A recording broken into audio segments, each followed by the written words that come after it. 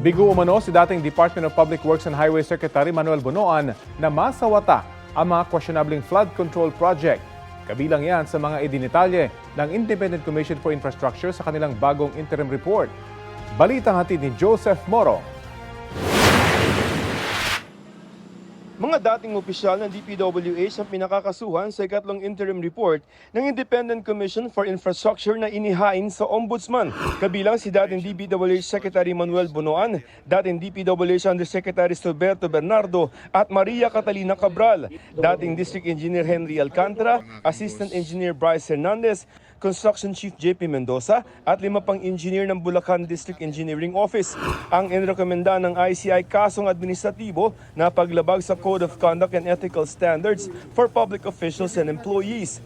Kaugnay sa 72.3 milyong pisong Ghost Flood Control Project sa Bagong Silang, Plaridel, Bulacan. We'll be submitting our interim report and recommendation to the Office of the Ombudsman on the alleged involvement of several DPWH officials and employees in obtaining bribes of unwarranted monetary benefits from flood control projects. Tungkol kay Bonoan, sabi ng ICI may supervision at control siya bilang kalihim. Pero tinalikuran umano ni Bonoan ang tiwala ng publiko kaya nasa katuparan daw ang anomalya ng mga senior official ng DPWH. Nabigo raw si Bonoan na maging maingat kaya nagresulta raw ito sa anomalya. Ang umano'y kapabayaan ni Bonoan ay patungkol sa proyekto ng DPWH Bulacan 1st District sa contractor na Top Notch Catalyst Builders Incorporated na pagmamayari ng isang Yumir Villanueva. Sa investigasyon ng Commission on Audit ay hindi na itayo sa sinabing lokasyon ng proyekto.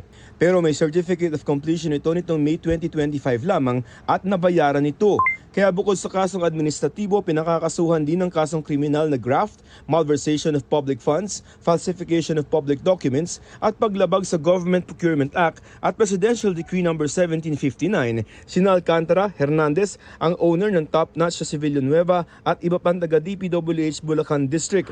Sinisikap ng GMA Integrated News na makuha ang panig ni Bonoan at ng iba pang inirekomendang kasuhan ng ICI. Ang isinumiteng rekomendasyon ng ICI sasailalim naman sa fact-finding ng Ombudsman para malaman kung maihahain ito sa korte.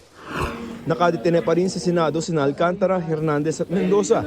Ayon kay Senador Panfilo Lacson, sa Senado na malamang magpapasko ang tatlo kasama ang kontraktor na si Curly Discaya.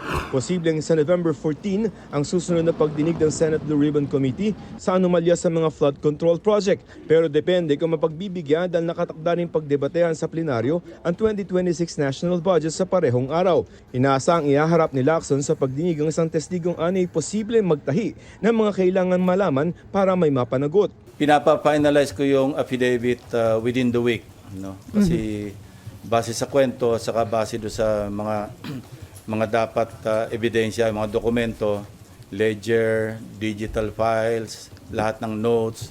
Kasi sabi ko sa kanya, kung magme-mention lang ng pangalan na walang suportang dokumento, wag na lang mag-mention kasi baka makasira lang ng tao.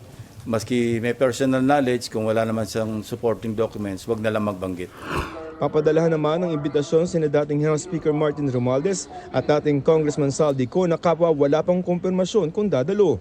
Joseph Morong nagbabalita para sa GMA Integrated News.